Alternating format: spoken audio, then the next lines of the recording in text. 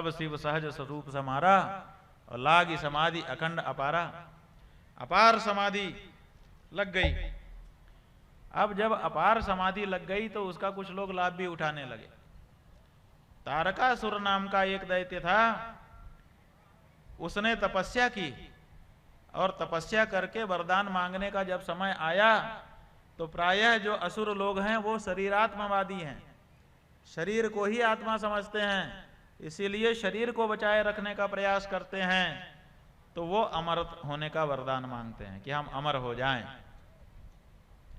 तो ये भी अमर होने का वरदान मांग रहा था, लेकिन अमर होने का वरदान किसी को मिलता नहीं है, तो इसने प्रकारांतर से अमर होने का वरदान मांग लिया।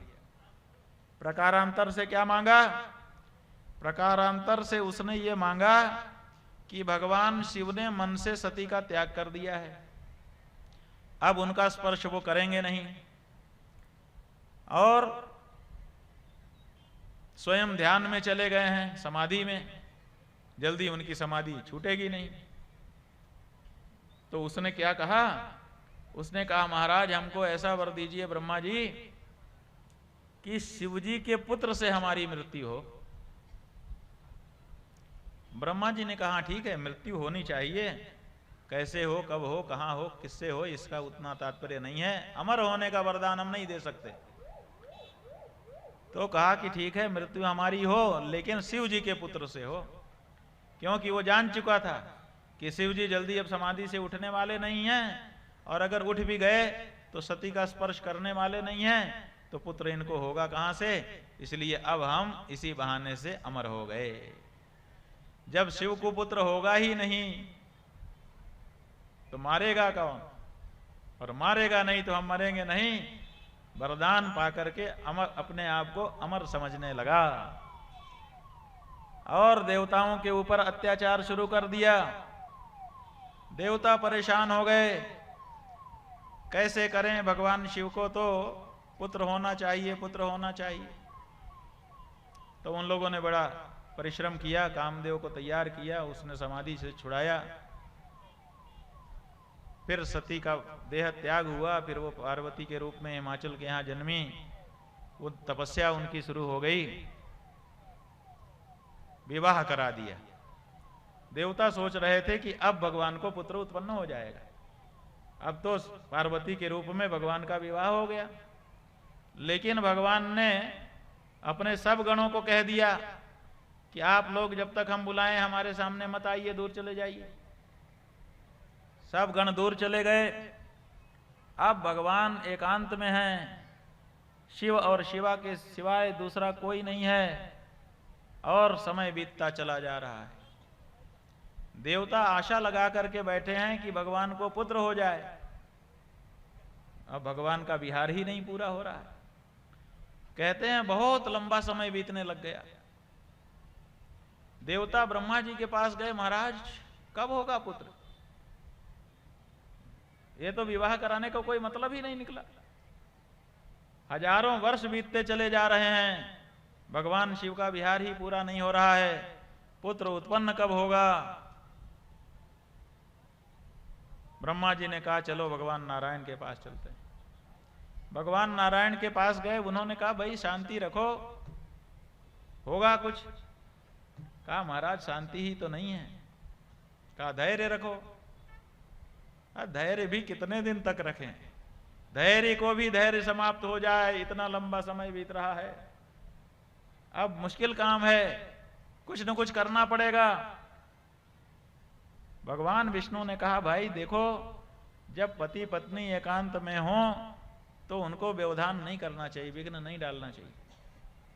हमारे शास्त्र में ये नियम है कि पति पत्नी एकांत में हो तो बिल्कुल उनको छेड़ना नहीं चाहिए। स्त्री पुंसो रति विच्छेदम उपाय न करोति यह तस्य स्त्री पुत्रयोर भेदो भवे जन्मनि जन्मनि।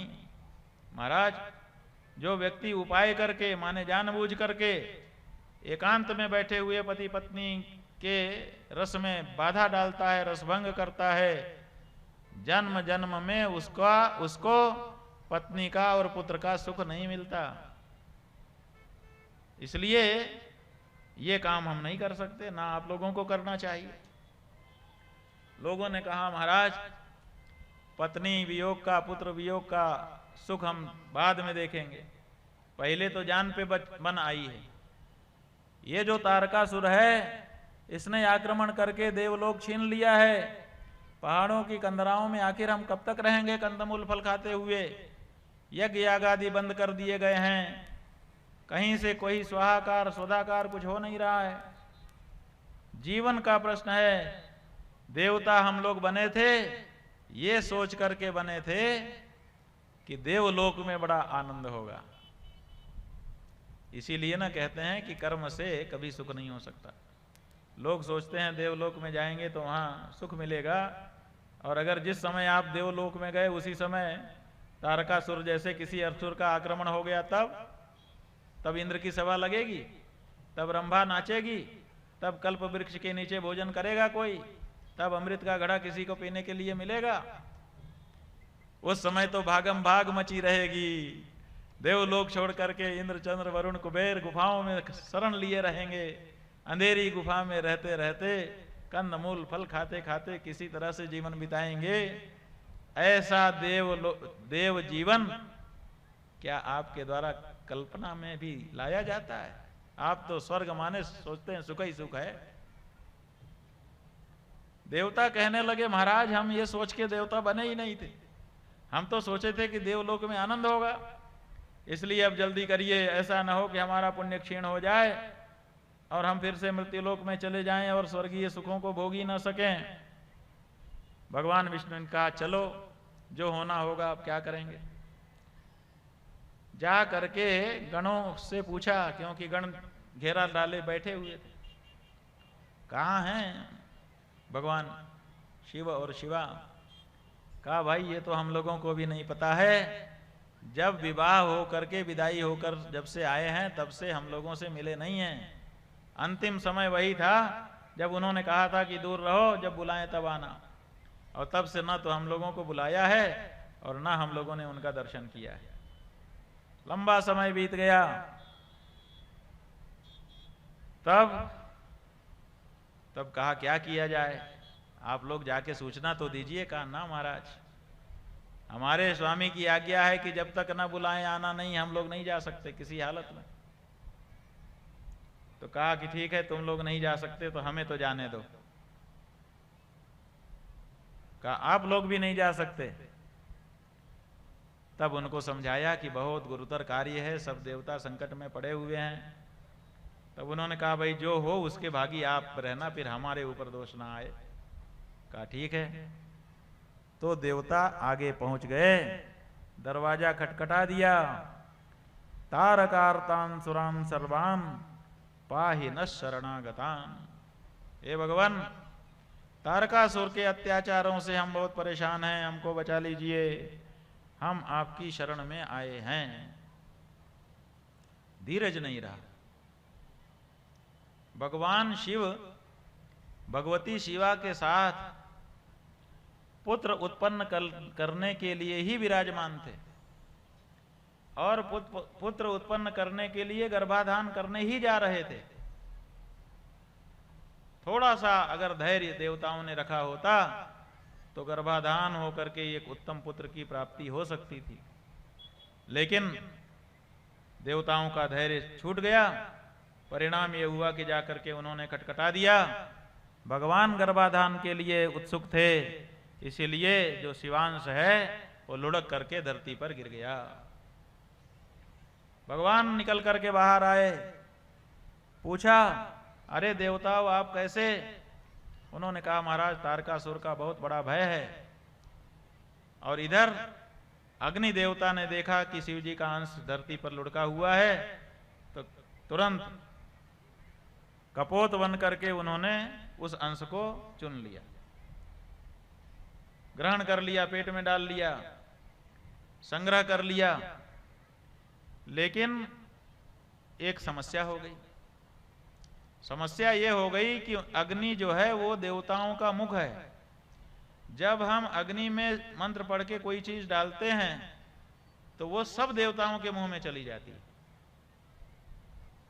ऐसी व्यवस्था है कि जैसे ही उसमें डाला अग्नि में, वैसे सब देवताओं के पेट में वो चीज चली जाती है, सबको पोषण मिल जाता है। और इस व्यवस्था के अनुसार जैसे ही अग्नि ने शिव जी का जो सार है उसको ग्रहण किया, वैसे ही क्या हो गया कि सारे देवताओं के शरीर में वो सार पहुंच गया। अब सबके पेट में गर्भाधान हो गया, सबका पेट फूलने लगा, सारे देवता परेशान हो गए। अब क्या करें, अब क्या करें। भगवान विष्णु के पास दौड़े दौड़े गए, महाराज हम सबका पेट फूल रहा है। भगवान विष्णु ने कहा ये क्या हो रहा है। तब तक अग्नि सामने आए, कहा महाराज मैंने देखा तो मैंने खा लिया, और खा लेने का परिणाम यह है कि सब, इसका ध्यान हमको रहा ही नहीं कि सब देवताओं के पेट में चला जाएगा। व्यवस्था तो यही बनी हुई है, हमको अग्नि का मुख बना दिया गया है। तो सब देवताओं के पेट में भगवान का अंश चला गया, इसलिए सब का गर्भाधान हो गया। भगवान ने कहा ये तो बड़ा गड़बड़ हुआ, भगवान गर्भाधान करने जा रहे थे, अगर हम लोगों ने जल्दी ना की होती तो वो सही गर्भाधान हो जाता। अब उसी का दंड हम लोगों को मिला है। ऐसा करो कि विलंब मत करो, तुरंत वमन कर दो। तो सब लोगों ने अपना हाथ जीभ के पीछे डाला और गले को चौड़ा किया और पेट से जोर लगा करके जो पेट में अंश गया था उसको वमन कर दिया। अब वो जो वमन था देवताओं के द्वारा किया गया वो बढ़ने लगा, पहाड़ की तरह विशाल स्वरूप धारण करने लगा। देवता सोचने लगे अब इसका क्या किया जाए। भगवान विष्णु के पास गए, महाराज ये पर्वत बढ़ रहा है, कोई अनिष्ट न हो जाए। तो भगवान ने सलाह दी, शिव जी ने ही अग्नि को सलाह दी कि ऐसा करो कि इसको किसी सुलक्षणा स्त्री के गर्भ में स्थापित कर दो। तो अग्नि ने कहा ठीक है, फिर से उसको स्वीकार करके सुलक्षणा स्त्री खोजने लगे। तो क्या हुआ कि माघ महीना था, ब्राह्म मुहूर्त का समय था। उस समय कोई कोई ही नहाता है, कोई पुण्यात्मा ही स्नान करता है। तो अग्नि ने देखा कि ऐसी कोई स्त्री हो जो ब्रह्म मुहूर्त में नहाने आ रही हो, इसका मतलब कि वो सती है, साध्वी है, वही सुलक्षणा है, उसी के गर्भ में डाल देना चाहिए। तो नदी के किनारे ले जाकर के बैठे थे और उसी समय सप्तर्षियों की 7 पत्नियां आईं गंगा स्नान करने के लिए। उन्होंने समझा कि ये ठीक है, स्नान कर लें तो इनके अंदर ये गर्भ हम प्रवेश करा दें। तो वहीं पर प्रकट होकर के बैठ गए। अब जैसे ही सप्तर्षि की पत्नियों ने देखा, डुबकी लगाई तो ठंड लगी। तो 7 पत्नियां थीं सप्तर्षियों की, उनमें से 6 ने कहा कि अग्नि प्रज्वलित है, देखो किसी ने जला रखा है, चलो जरा शरीर सेंक लेते हैं। तो नहा करके तुरंत आग नहीं सेकना चाहिए, लेकिन ठंड के मारे बेचारी वो चली गईं। अरुंधति जो थी उन्होंने कहा ना ना, स्नान के बाद अग्नि के सेंकने का निषेध है, अभी सेंकना नहीं चाहिए। तो वो तो बच गईं, लेकिन 6 ऋषियों की पत्नियां थीं, उन्होंने जाकर के अग्नि सेंकना शुरू किया और अग्नि जो है वो उनके रोम छिद्रों से प्रवेश उनके अंदर करके उनको गर्भवती बना गया शिवांश से। अब वो 6 जो ऋषि पत्नियां थीं वो गर्भवती हो गई। वो गर्भवती हो करके ऋषियों के पास गईं। ऋषियों ने कहा कि तुम कैसे गर्भवती हो गई हो। उन्होंने कहा हमको तो पता ही नहीं।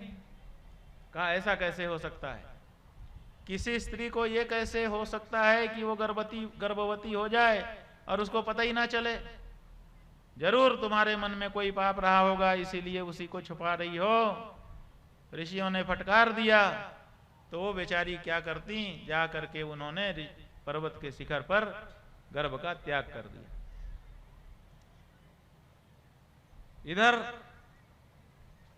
जब ऋषि पत्नियां गर्भ त्याग करके चली गईं, तो पर हिमालय ने देखा कि हम क्या करेंगे।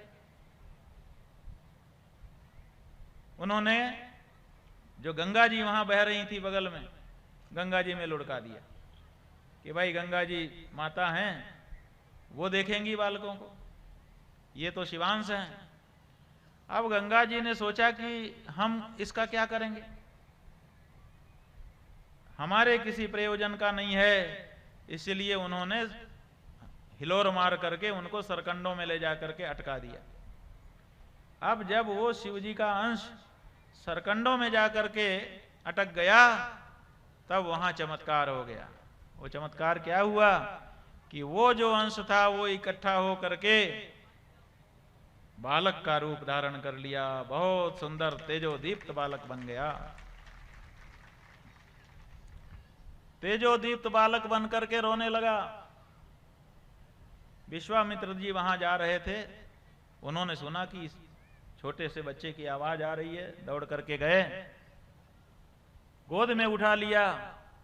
उस बालक ने कहा, महाराज मेरा संस्कार करिए, जात कर्म संस्कार, मैं उत्पन्न हो गया हूं। विश्वामित्र जी ने कहा, संस्कार कराने का काम ब्राह्मण का है, मैं तो क्षत्रिय हूं, मैं कैसे करा दूं। बालक ने कहा, करा दीजिए, आज से आप द्विजवर कहे जाएंगे। तो विश्वामित्र जी ने संस्कार करा दिया। तदारभ्य द्विजवरो, उसी दिन से उनको द्विज श्रेष्ठ की उपाधि प्राप्त हो गई।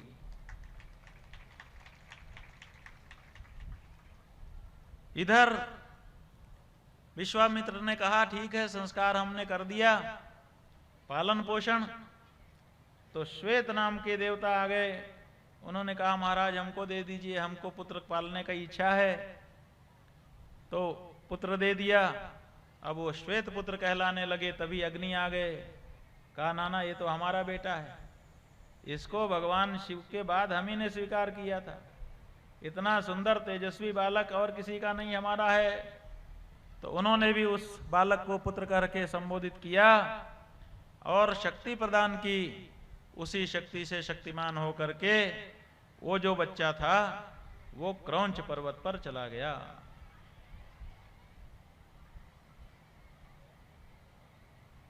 क्रौंच पर्वत पर जाकर के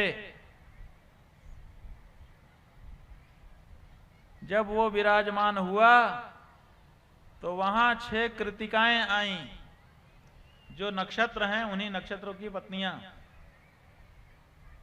और वो स्नान करने के लिए आईं। उन्होंने देखा कि एक बहुत ही सुंदर बालक यहां पर है, लेकिन उसकी मां नहीं है, उसको दूध कौन पिलाए। जो श्वेत नाम के देवता थे उन्होंने कहा, इनको दूध पिला सकें आप तो पिला दीजिए। और जब बच्चे को उन्होंने देखा, पहले तो आनाकानी कर रही थी कि हम क्यों पिलाएं, लेकिन बच्चे को जैसे ही देखा, इतना सुंदर बालक, सबके मन में इच्छा हो गई कि ये बेटा तो हमारा हो जाता तो बड़ा अच्छा होता, हम दूध पिलाएंगे। दूसरी कहती हम दूध पिलाएंगे। अब 6 की 6 जो कृतिकाएं थीं उनके बीच में झगड़ा होने लगा, हम दूध पिलाएंगे, हम दूध पिलाएंगे, हम दूध पिलाएंगे। वो बच्चा बोला कि आप लोग जल्दी निर्णय कर लीजिए, क्योंकि मेरे प्राण जाने ही वाले हैं, बड़े लंबे समय से हमारा जन्म हो चुका है, लेकिन दूध अभी तक हमको नहीं मिला है, अब हमारे प्राण चले जाएंगे, आप लोग जल्दी से निर्णय करिए, कोई तो पिलाइए। लेकिन लोगों को अपना ही पक्ष दिखाई देता है। कृतिकाएं आपस में झगड़ती रह गईं, मैं पिलाऊंगी, मैं पिलाऊंगी, मैं पिलाऊंगी, मेरा बेटा, मेरा बेटा। वो जो बालक था उसने सोचा कि इनका झगड़ा अगर लंबा चला तो हमारे तो प्राण बचेंगे नहीं। तो उसने लीला की, और लीला क्या की कि उसने अपने 6 मुंह बना लिए, और 6 मुंह बना करके बोला कि 6 आइए, मैं 6 के स्तन पीऊंगा और 6 को अपनी माता घोषित करूंगा। और 6 प्रसन्न हो गईं, 6 ने अपने स्तन उसके मुख में दे दिए। इस तरह से 6 कृतिकाओं के द्वारा 6 मुख वाला वो बालक पोषित हो गया। इसीलिए उसका नाम 6 मुंह होने के नाम षडानन, और कृतिकाओं के द्वारा पाला जाने के कारण कार्तिकेय, और स्खलित हो जाने के कारण स्कंद, ऐसे अनेक नाम हुए। इधर क्या हुआ, जब अग्नि ने शिव जी के अंश को स्वीकार कर लिया पार्वती जी बाहर आईं, उन्होंने देखा कि देवता अपने स्वार्थ के कारण हमारे रति में भंग कर रहे हैं, तो उनको क्रोध हो गया।